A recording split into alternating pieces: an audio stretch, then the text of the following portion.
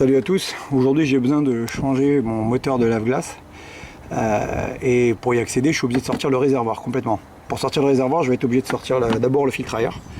Donc pour sortir le filtre à air j'ai fait un truc, c'est tout simple, j'ai déjà tout pré-démonté mais de façon à montrer à tout le monde comment on fait.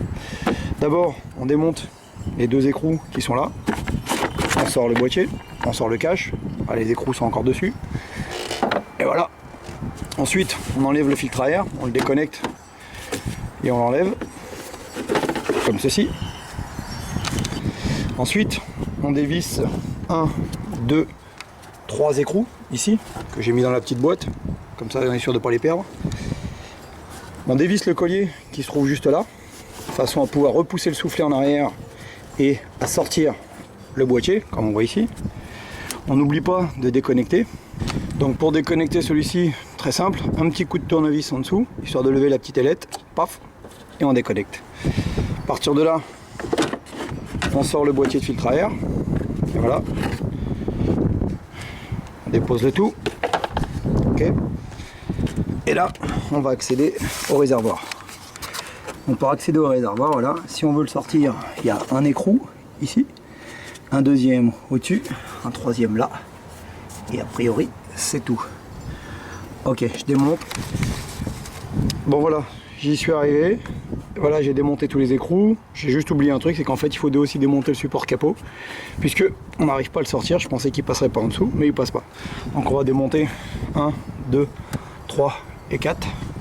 On va sortir la patte et ensuite on sort le réservoir. Voilà, ça y est, c'est démonté. Maintenant on va sortir la patte, on accède impeccable au réservoir. Et voilà le moteur. Voilà le moteur et voilà la source du problème pour le mien. Ça fonctionne plus. Bon, là j'ai sorti le réservoir, j'ai déconnecté le moteur, que voilà. On peut déjà voir à l'intérieur qu'il y a un maximum de crasse. Je ne sais pas si on le voit bien avec la caméra. Voilà, ici on voit bien. Donc là je vais le tester, brancher directement sur pour être sûr que c'est bien mon moteur de lave-glace qui est HS. J'ai fait un petit bricolage très simple. J'ai pris un bout de câble, j'ai branché sur le plus et le moins de ma batterie. Ici c'est bien repéré à droite plus et à gauche moins. Okay. Et quand j'ai connecté simplement plus moins dessus, le moteur ne tournait pas. Donc conclusion, c'est clair, il est HS. Voilà ce qui se passe quand on habite dans des pays avec des conditions climatiques assez extrêmes. Les plastiques de protection des câbles deviennent extrêmement cassants. Cassants au point que quand vous nettoyez un peu la voiture, vous prenez ça, ça part complètement en tout petits lambeaux. Regardez ce qu'il y a dans le seau d'eau. C'est vraiment, ça part en tout petits morceaux. Donc du coup, de façon à protéger les câbles plus longtemps, je vais les nettoyer et je vais les regainer, tout simplement. Au passage, on en profite pour nettoyer un peu la caisse, parce que de la crasse, il y en a. Voilà, on enlève aussi tous les petits morceaux de gaine plastique qui traînent. Donc voilà, le nouveau moteur, livré déjà avec le joint. Donc l'ancien joint, on le fait sauter. Le nouveau joint, prix du moteur. On l'enlève. Faut dire les prix aussi. Le prix, ouais, je vais le mettre ensuite sur les prix. J'ai payé. Tu veux pas effrayer les gens. Ouais, ouais, non, c'est gratuit. C'est le prix. Et simplement, on emboîte.